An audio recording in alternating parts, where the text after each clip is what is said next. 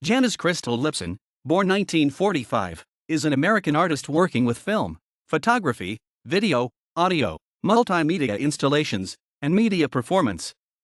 She has been an active filmmaker since 1974, when she became attracted to using Super 8 cameras, in part because of their easy portability and flexibility to make changes to a print.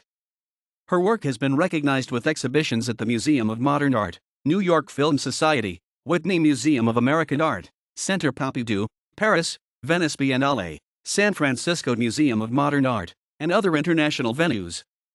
She taught at the San Francisco Art Institute from 1978 to 2009, where she served as chair of the film department and before that directed the film/photography program at Antioch College in Yellow Springs, Ohio.